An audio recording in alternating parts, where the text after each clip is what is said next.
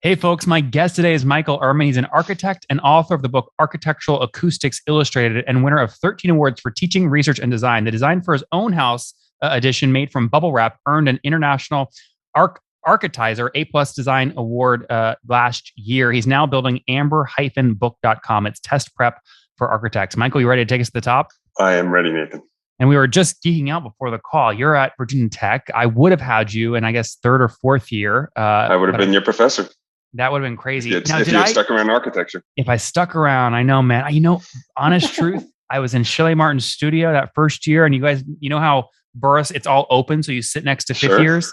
And I'd overhear fifth years going, man, I'm only making like 60 grand a year. I'm like, Tech's like one of the top architecture schools in the country. Like, what's going on? And it was because of 08. The financial markets were terrible. Sure. I like money too much. I have to drop out. It worked out for you, I think. Yeah, I'm having fun. All right, tell me more about this. I did not know. Did I ever see your bubble wrap house? By the way, was it? No, on? You didn't. It was not. Actually, it's 3 doors down from the house that you looked at. So I put actually, I'm in the room now, so you can see the bubble wrap. Yeah. Oh wow. But I put an addition. Made of bubble wrap because bubble wrap. Usually, if you have thermal insulation, it's opaque, and if you have daylight, it's transparent, but not very thermally insulative. And so I wanted to see if I could make something that was both let daylight in, but also kept me warm this time of year. That's amazing. So tell me, like, how did you get the idea for Amber Book, and when did you launch it? Yeah, so there are 6 exams. If you had stayed in architecture, you'd be in the middle right now of taking 6 exams to be an architect. So you can't call yourself an architect. You can't get your license until you've passed 6 exams, and the average pass rate for each exam is 58%. So it's a pretty painful experience for some people. On average, it takes 2.5 years between for those who finish. It takes 2.5 years between when they take their first test and when they pass their last one, and that doesn't include the 6 months, a year of studying that happens beforehand. Wow. So at first I was teaching courses all around the country, for like continuing ed, to prep people for the exams, and people kept asking me, would you do a video for this? Would you do an online course? And frankly, I'm not a big online course person. I'm kind of more of an in-person person. And so I always said no, but the demand got high enough. And I one of my students was an animator. And I said, hey, could we do some animations and make a really good course? And I'll figure out a recording studio to go to, and we'll do it high quality and see what happens. So we started making animated content for prep for the class, or prep for the test rather. And then we spun that out, and it became it became the course itself. So we have about 50 hours of animation plus maybe 1,000 flashcards and maybe 1,000 practice questions. Well, it's beautiful. I'm used to a world of internet marketers coming on the show, and they show me their courses and they look like shit. I look at yours, I go, oh my gosh, this is beautiful. I mean, this is if Disney put out an info product, this is what it would look like. Yeah, it's not Pixar. It's simple animation. But what we've been able to do is, imagine Pixar for 50 hours, but the cost. But we've been able to make some low cost and most importantly, instructive. Like no one ever had a bad class with a good teacher, and so we've tried to make it instructive and helpful, and we become kind of people feel about us, I guess, the way people feel about Trader Joe's or the way they used to feel about Apple or something like that. We've become the big player in the space, and we've been able to help a lot of people pass the exams and do it more efficiently, and it's kind of fun. And it's not like fun like what you'd want to be doing if you had your choice, but it's much more fun than the other modes of studying.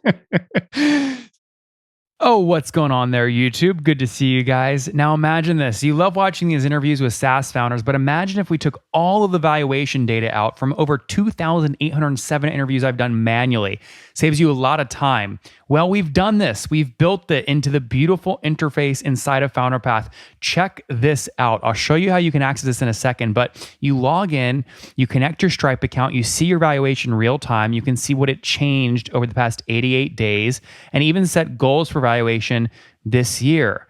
Now, the secret to valuation is there's many different ways to value a SaaS business. So the reason you're going to see 3 or 4 different valuations inside of your Founderpath dashboard, this is all free by the way, is because depending on who's doing the buying of your SaaS company, you're going to get a different valuation. A VC is going to pay a different valuation. Private equity firm is different. If you're going to do a minority sale, that's different. And if you sell the whole business, that's a different valuation. You can see all those when I hover over here. Right, so the teal is what a VC would pay, yellow is what private equity, and red is if you sold the whole thing outright. Now, what's cool about this is not built off random data. Again, you guys hear these interviews on YouTube. All these data are built from real-time valuation data points founders share with us on the show. So traction, 1.2 million, seed round, 3.7 raised, they sold 22% of their business. Go in here and filter by the event. Maybe you only want to see companies that have sold the whole business. Well, here are a bunch that have been acquired, the valuation and the multiple. Maybe you're going out right now and you're raising your seed round. Well, go in here and look at all this recent seed deals that went down, what they raised, what valuation they raised at, and what percent that they sold. There's never been a larger data set of SaaS valuations than what you can get now inside of Founderpath, and we're thrilled to bring it to you. All right, we're going to go back to the YouTube video here in a second, but if you want to check this tool out, if you want to jump in and sign up, you can check it out for free to get your valuation at this link, founderpath.com/products/valuations. Or if you go to founderpath.com and hover over products, click on get your valuation here and go ahead and sign up to give it a whirl. Again, all that valuation data live right inside the platform. I hope to see you there. All right, let's jump back into the interview. So what do people pay? Do they pay monthly? Is it one time? How do they pay? It's monthly. So it's a subscription. Actually, there's 2 different versions, right? So it's a subscription and it runs about, our average is about $250 a month. And it's not really a pure play SaaS because there's an expectation that you'll pass and you'll finish and you'll pass. So if we do our job, you should stop paying, right? Right. Unlike most of the people you interview, we're actually thrilled when people leave us. We think that's a really cool thing. But we also started offering firm licenses as well. And the firm licenses are more up your alley. They're B2B SaaS or evergreen. The average there for a firm is about maybe we don't track those numbers, but I'm going to say it's about $2,400 a year. For everyone in the firm, it's like an all you can eat. That's interesting. And there, it's probably way more sticky, right? We would hope so. It's fairly new, but our churn is less than 1% monthly, and so it seems to be sticky. And it's been around for a couple of years. Just that there was COVID in the middle of it, so as things were picking up, the world kind of got weird when they closed the testing centers and people weren't taking the test for a while. So that was what 2019. You launched the firm offer. Probably. Yeah, that sounds about right. And what, via 5, 10, 20 firms on that or more? I have 149 firms. So 150, we just got one today, 150 firms. That's a ton. I mean, so can I multiply 150 times 2,400? What, that's $360,000 a year? I think it's more than that.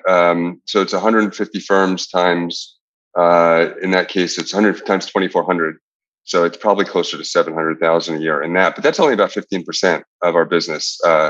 Our ARR is 4.3 million right now because most of our subscription is, we'll call it content as subscription is in the individual enrollments. But the firms is obviously the fastest growing part and probably the part that you would be most interested in. Well, look, maybe if 85% of it's in the other side, maybe you wouldn't be. Well, not necessarily, because look, I mean, some of the fastest growing SaaS companies today, you go back and look at their first couple of years, and many of them start off as like infoproducts, exactly what you're doing. Like if I was a betting man, my bet is you're eventually going to find a software engineer and you're going to start building like real software, like read your own version of CAD. I don't know. But like, a better version of these things, and you'll have a software company with a very high valuation. We'll call it content as software content as subscription. So like CAS. There you go. We'll make a new term. I like that. Or Michael as a service, MAS. There we go. So this is cool. Okay, got it. So how do you find that people who pay you on average $250 to take the exam, if they pass the exam, or do they become your salesperson for the firm they join? That's exactly $100 a year. Yeah, that's exactly what's happened. Until I guess last month, we really haven't had any marketing spend. It's just been word of mouth within a firm. So someone will take the course, and if they pass, or even if they don't, they'll let other people know that they work with us and that maybe they ought to take us. Yeah, that's very cool. Give me the backstory here. What year did you sell your first Amber Book course? I'm going to say it's 2015. Okay, So we probably 2015. started making the content in 2014, and then 2015 is when we started moving into actual selling access That's to the course. amazing. And last year you did 4.3. No, last year we did 3.8. Our Okay. ARR right now is 4.3. Got it. So just to make sure, you're taking whatever your revenue is in the past 30 days, multiplying by 12 to get run rate. Yeah, to get run rate. Yeah. So 360,000 in the past 30 days times 12 is 4.3 million run rate. Yeah, exactly. 363,000 is what we've done in the last 30 days. Is it super seasonal? Do you see a lot of signups in January? And we do. Man, you're good at this. Yeah, we do. We do see a lot of signups in the beginning of January, and it's not super seasonal though, because it's on average 3 months, and some people stay for 6 months, and some people stay for 1 month or whatever. It kind of smooths that out. It'll take a little dip, of course, in December, but in general, it in terms of revenue, in terms of new signups, it definitely spikes. There's like a New Year's resolution season where people say, "This is the year I want to get licensed." Do you remember? So if you're doing $360,000 in the past 30 days, this same 30-day period 1 year ago, what did you do? 220,000. Oh wow! So where's the growth coming from? Is it just more students or what? Actually, that's kind of a weird thing because last year must have been a good January because I prepared these numbers. We don't do KPIs, and we don't kind of follow this stuff too carefully. But in preparation for this podcast, I did it, and so we've grown 113% between for year over year 2020, 2022 or 2021 versus 2020. Most of the growth has come. A lot of it's come in the firms. And a lot of it's just kind of steady, organic. I don't know. I don't even know what to call it. I mean, I don't know. It's lucky. Gosh, it's not lucky. Because I like pattern recognition is popping out to me. It's like glaring in my head right now. I mean, when you go study the beginning of Qualtrics, which is recently a multi-billion-dollar exit, obviously, they did this same thing. They sold a product to BYU students who then, when after they joined the product, they sold it into the firms that they joined after college, and it's how they grew it to over $100 million of ARR. Wow! So this is not lucky. I mean, maybe you stumbled on it, but like you're following a pattern. Very successful. Yeah, I mean, I don't think the course, the business case is kind of lucky. The course itself is not luck. I've been a college professor for 21 years, and I've kind of been working on that for a while. I'm really into how people learn, and I recognize that the content's already out there in the libraries and on your phone. So it's really kind of, much more about curating the content and making it palatable for people. Mm-hmm. No, I love this. And how many customers are paying today on a monthly plan? Oh, wow. I think so. Last year we had 2,800 individual signups, and then 2,100 for the year were individuals that were within firms. So it's 4,900 a year last year. Of course, it keeps growing. So, I'm not quite sure how that's going to work out right now. Yeah. Super interesting. Tell me more about funding. Have you bootstrapped or raised? 100% bootstrapped, never raised. I love that. So like the question I'm going to here is, Michael, like I'm sure you love teaching, but like I'm sure Virginia Tech does not pay you $4 million a year. Why are you teaching? Yeah, that's a good question. I mean, I see myself that's kind of how I see myself, as just, the professor. And I really like engaging students, and I'm able to do that with the course itself. I do weekly meetings and Zoom calls for like maybe a couple hundred people, 200-300 people, and then I do weekly one-on-one meetings with people who are studying for the test. So I'm able to do some teaching, but I kind of see myself as I don't know. I just how I see myself, and the rules for the state of Virginia are pretty strict. We're not allowed to work more than 8 hours a week on our own business. So I'm pretty religious. I am very religious about that. And so I've kind of kept this. It's a little different than, again, a lot of the people that, you're always asking people, are you all in? And, when are you going to go all in? And I'm not all in. I'm part-time, but it's worked out. Well, it's crazy. I mean, we always talk, people come on the show, they go, Nathan, I want to build passive income. And like but then you dig and they're actually spending like 90 hours a week building the business. For you, I mean, this is truly, really more passive income because you've got only 8 hours. You said a week or a month? 8 hours a week. Yeah, I mean, you go to 8 hours a week, right? So it's not 4 hour work week. It's Michael's 8 hour work week. That's the next book. Yeah, that's incredible. So I can tell, I believe from like what you showed me. I remember now when I was in town, you showed me some stuff you're working on. You reinvest a lot of this into very cool sort of architecture related projects. So some of it goes into architecture related projects. We've made a course for high school students Oh, wow. who are studying for the SAT or the ACT. That's the same idea that basically we kind of start with the idea that everyone's a visual learner. People say I'm an architect because I'm a visual learner, but I've never met anyone who like looked at a graph and said, "Can you please put that back into table format?" And so we just kind of start with that proposition. And so we just finished that. And actually, so I've been working on the Amber book for 12 years, and I just finished it last month. Like, I always had kind of more stuff um, on the board to get through. And I don't get me wrong, I could make another 4 of these probably. I could make it 4 times as long easily, and I'd enjoy it. But at some point, the course gets too long. At some point, it's just not an efficient way to study. Yeah. Because we kind of see the course. Okay, so our super secret plan is to make better buildings, right? But we don't tell people that because nobody wants to pay to make better buildings. But what we do is we teach to the test. So it's like if you were to take a college course, but instead of the final exam being about the course, it's like the other way around. The course is all about the final exam. And so at some point we kind of have to stop. So I'm at a pivot point now where I'm trying to figure out what to do. So, this may be something where I bring in an external or promote an internal CEO. It may be something where we sell this to someone with expertise or interest or economies of scale who can engage with marketing and HR and just kind of the business operations of the thing. Or it may be something where I just continue to run it. It's actually been quite fun. There are plenty of companies I've interviewed that sell tools for architects that are pure SaaS plays. And one thing you can't buy this is attention. And what you've built is attention and a community around an info product. That's a very high quality product. I could see this selling. You look at the comps in the space, right? So Morning Brew, Hustle, these are communities, but for business purposes, this is a community for a SaaS company. I think the folks in architects would buy, be very interesting. Is this just how many people, I guess, consultants have you paid at least $1 over the past 60 days to do something for Amber Book? Well, we have 4.3 FTEs, and that includes 4.3. 4.3. I just had, again, I didn't know any of these numbers. This has been a trip, just kind of finding out what our business is doing. We have 4.3 FTEs, and that includes me and contractors. And then we have 3 that are on the payroll, 4 on the payroll. That's so funny. Okay, very cool. Do you have a price in mind? If someone offered you $15 million all cash today, do you sell? Did you say 15 or 50? 15. No, not for 15. I mean, it would be probably, yes. Yeah, for sure.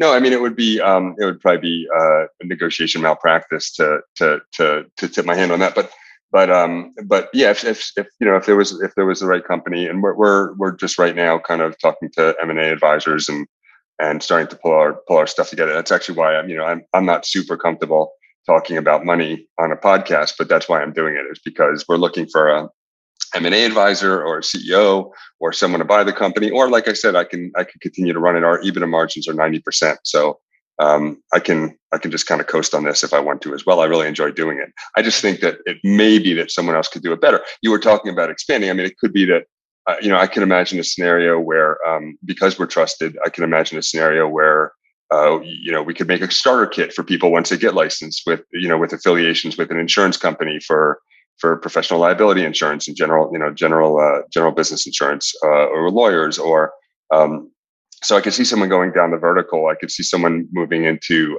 taking this and taking the content and either moving it into the space where building product manufacturers. If you want to teach people how to install your roof or teach people what's better about your roof or something like that, I could see us moving into that world. And I could see us moving into a world where we kind of take the formula that we've done and start applying it to with kind of high quality instruction and frankly a significant investment in the animations, and then taking it to anything where you have a licensure process or licensure exam, so CPA exam, hairdresser's exam, stockbroker's exam, et cetera.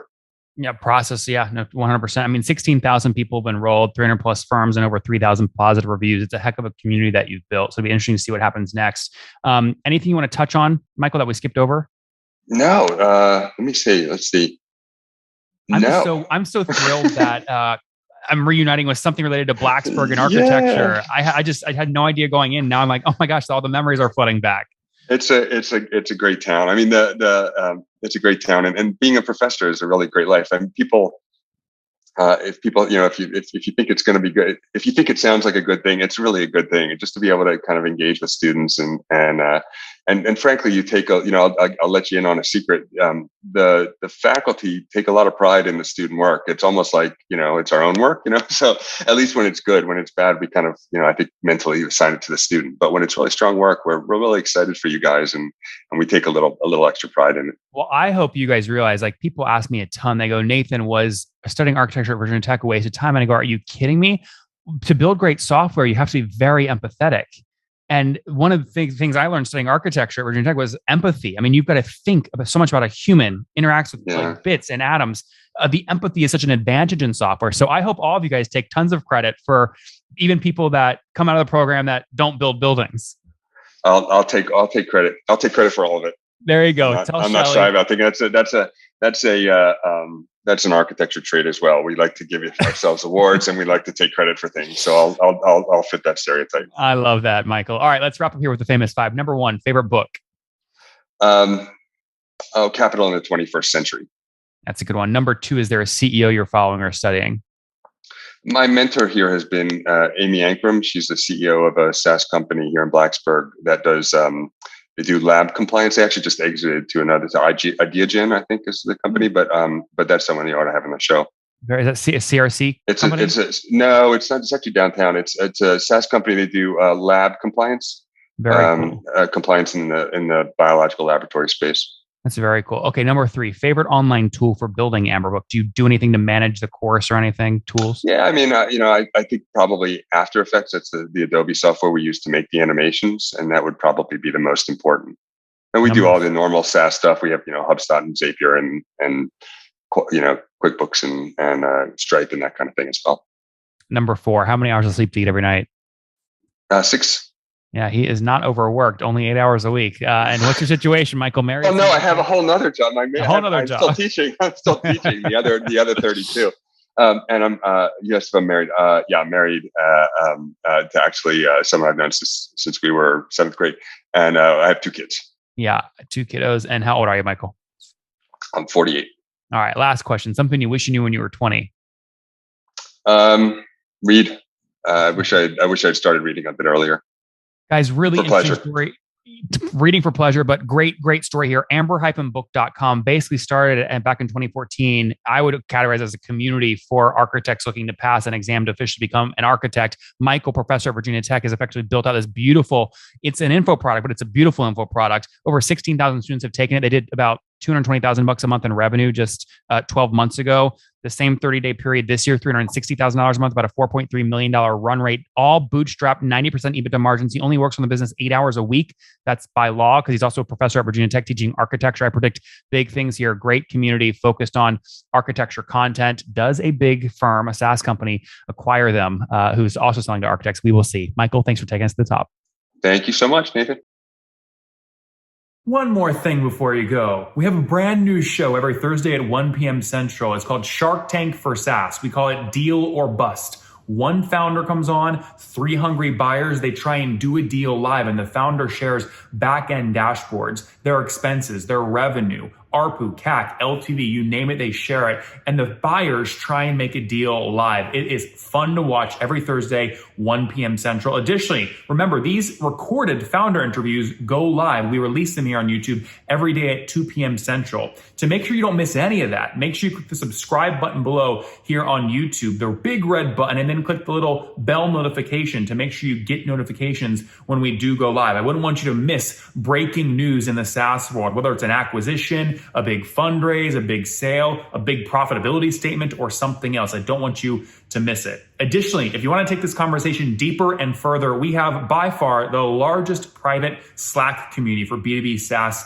founders. You want to get in there. We've probably talked about your tool if you're running a company, or your firm if you're investing. You can go in there and quickly search and see what people are saying. Sign up for that at nathanlatka.com Slack. In the meantime, I'm hanging out with you here on YouTube. I'll be in the comments for the next 30 minutes. Feel free to let me know what you thought about this episode. And if you enjoyed it, click the thumbs up. We get a lot of haters that are mad at how aggressive I am on these shows, but I do it so that we can all learn. We have to counter those people. We got to push them away. Click the thumbs up below to counter them and know that I appreciate your guys' support. All right, I'll be in the comments. See ya.